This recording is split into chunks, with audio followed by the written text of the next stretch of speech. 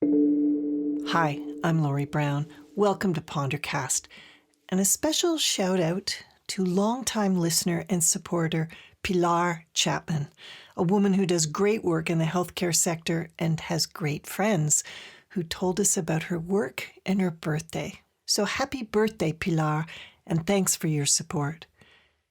And welcome to our newest Patreon supporters, Remy and Arvis and Lady Jeanbug. Thanks for supporting us with a small monthly donation through Patreon. Go to patreon.com/pondercast because there is no better time to start supporting the creative work you listen to. Every kind of artist really needs your support now. So thank you. And we hope that the work that we do here supports you. Let's Pondercast.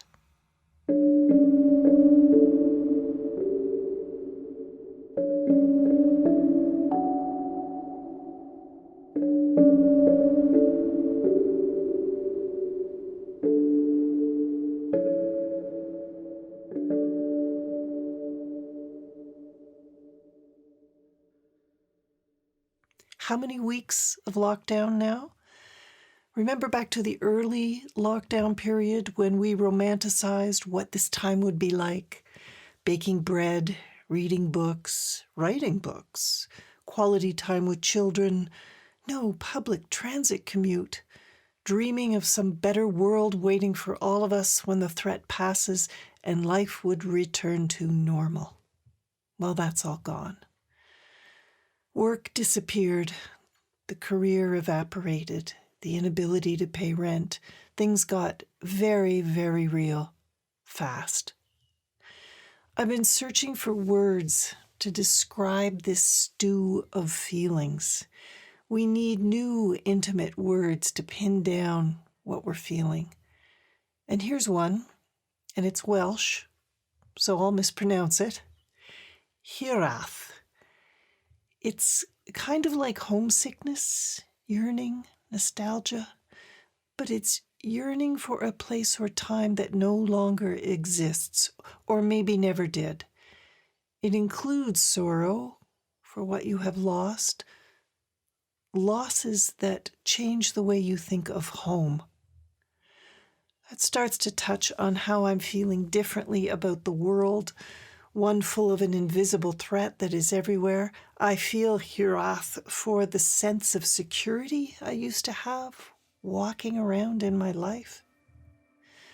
I know you've done this, watching a movie and seeing people hug and shake hands, and to suddenly have this shiver run through you as you recoil from the easy human touch you see on the screen. How quickly that happened. Do we repair from this? Can we go back? What would it take? Is the answer as simple as a vaccine? Maybe a vaccine and a generation. What would it take for you to be the way you were before?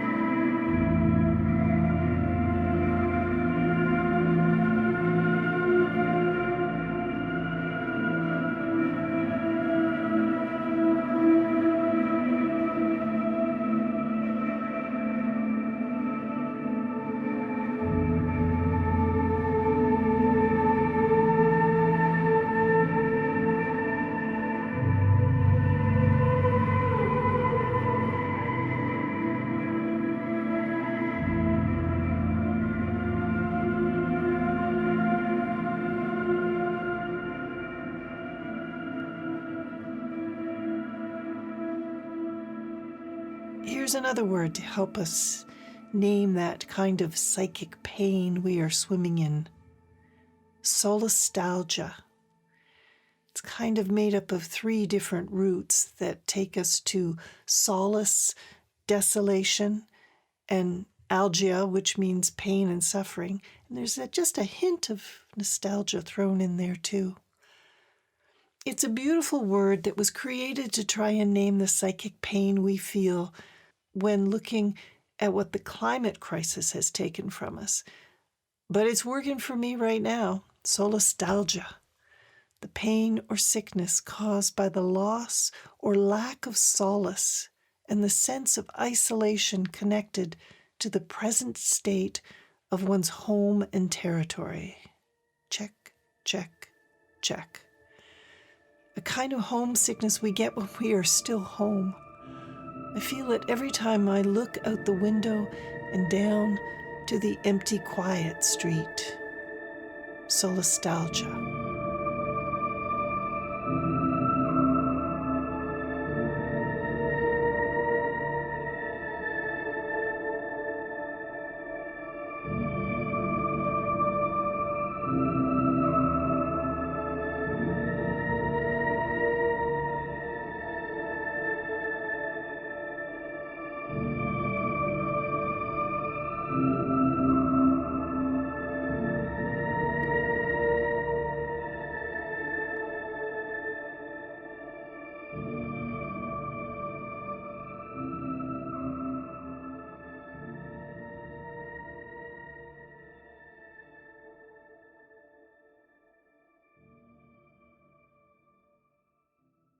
Is this how you experience this time? Some days are okay, and then suddenly you are dragged under by it all. Periods of fog and misery, and then you snap back to something that almost feels normal, only to be thrown to the ground again. By what? It's something new every time, and every time I fall deeper. First, you heard of a friend who got COVID-19, then someone you know, and then you heard of someone who knew someone who died. Who's next? Ladies and gentlemen, do you want it darker? This is where the cracks appear. Can we acknowledge everything that we are feeling? I'm exhausted of hearing people push endless virus facts and conspiracy theories at me when all I really want to know is, what are we feeling? As our world breaks apart, we are too. When every phone call with a friend reveals a troubling new effect from lockdown, the realization that every one of us is dealing with serious problems, that there are no answers. These are things we cannot fix. Friends trapped in relationships dissolving or exploding under stress. A sick child, a violent child, a fading parent far away in a senior's home, a bankrupt business, a lost career. Confessions of old addictions and the beginnings of new ones. Stories of deep loneliness and creeping depression. You gather up heartaches from friends and family and add them to your own list, because isn't that what we should be doing?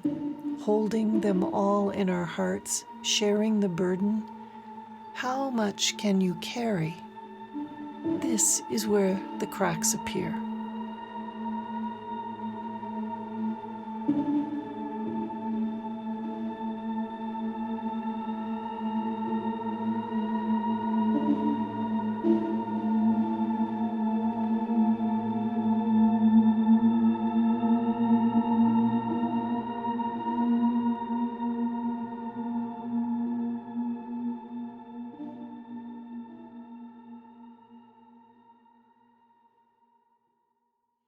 This is where the cracks appear.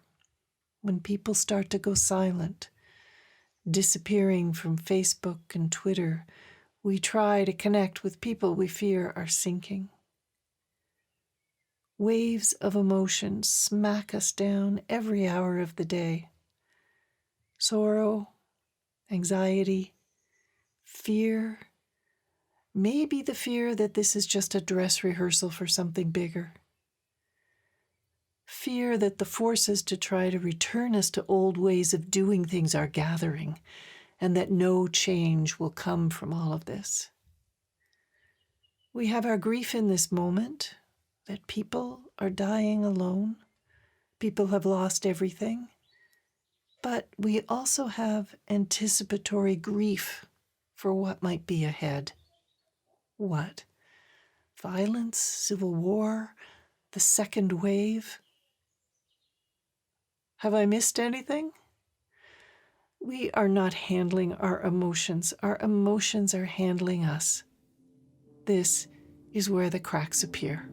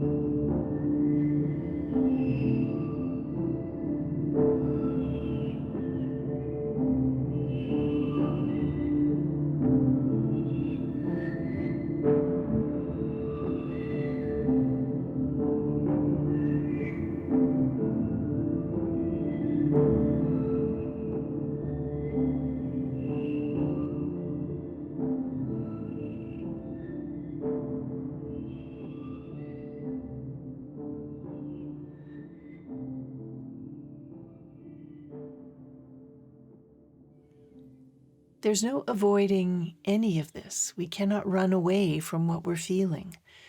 I asked my therapist what's going on in her practice, and she said, this is the time of truths. Truths about ourselves that we have been burying for years are coming to the surface. Old trauma, addiction, terribly hard emotional things about ourselves that we have been avoiding forever are showing up now.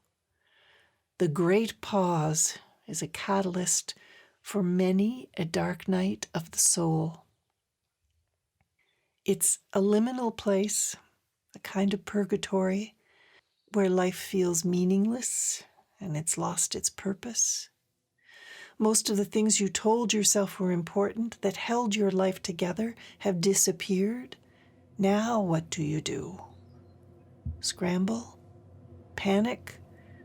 Hold on too tightly to what's left because to let go is terrifying? How to be rudderless? Actually, that is too kind of word because it's much harder than that. It's much worse than fear. It's harder than anger. The dark night of the soul is drenched in dread. Tell me about your dread. How black, how deep, how big?